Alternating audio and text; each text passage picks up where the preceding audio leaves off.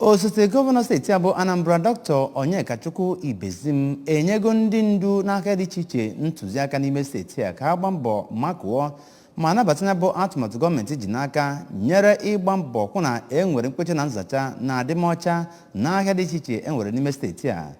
Osote Gọvanọ steeti a onye nke bụkwazi onye isi oche nyere ya bụ amụma otu ọlụ kọmitii na-akwụ maka idebe steeti a ọcha mee ka ọ kwụdosie ike bụ onye nke nyere ya bụ ntụziaka n'oge nye na ndị ndu n'aka dị iche iche nwechara nzukọ n'obi gọọmenti haus nke dị n'Awka. Onye nta akụkọ anyị n'ebe ahụ Emmanuel Okonkwo ga-ewetara gị akụkọ a.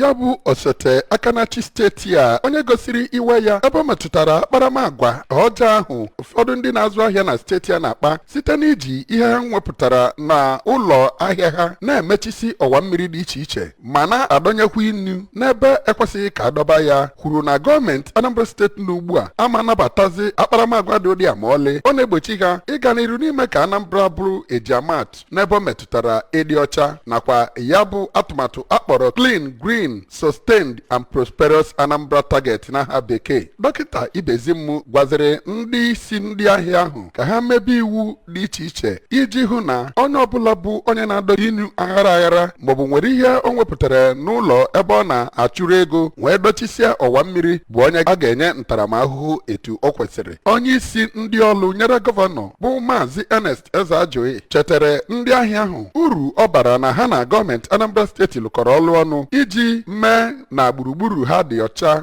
site n'ịtụ ụtụ isi ha na ụtụ ndị ọzọ meziri ka amata na gọọmenti Anambra steeti ya enwepụta atụmatụ bụ ịgba iji hụ na ndị ahụ na-agba ọsọ ịtụ ụtụ isi maọbụ ịtụ ụtụ ndị ọzọ nke etosiri inye gọọmenti bụ ndị enyere ntaramahụhụ site na ọnwa Eprel na-abịa abịa. N'okwu nke ya ka onye isi oche Anambra State Fiscal Planning Board bụ Maazị Chike Mmadụekwe gwaziri ndị ahịa ahụ ka ha na-alụkọ ọlụ ha na gọọmenti iji hụ na ihe na-aga ọfụma n'afịa ma kwuo na gọọmenti Anambra steeti site n'ụlọ ọrụ ya agaghị anabatazi ma ọlị iwugharị ụlọ ahịa aghara n'ebe na-ekwesịghị ekwesị na steeti a. Mgbe ọ na-ekwu okwu n'aha ndị otu ya na ndị ọzọ gasị ka onye President General Anambra State Market Amalgamated Traders Association Maazị Humphrey Anwụna kenere gọọmenti Soludo maka mbọ ọ na-agba na ndonye ukwu ọ na-enyekwa ndị ahịa ma kwezie nkwa ya na ndị otu ya ga-agba mbọ gbasie ike ịfụ na atụmatụ niile gọọmenti steeti ya bụ n'obi bụ nke ha mepụtara. Ya bụ mmemme bụ nke nyere ndị ahịa ohere ịjụgasị ase ụfọdụ n'ebe ha na-enwe ihe mgbagwoju anya ya nakwa ụzọ e ga-esi mee ka ọnọdụ akụnụba steeti a bụrụ ejiamat.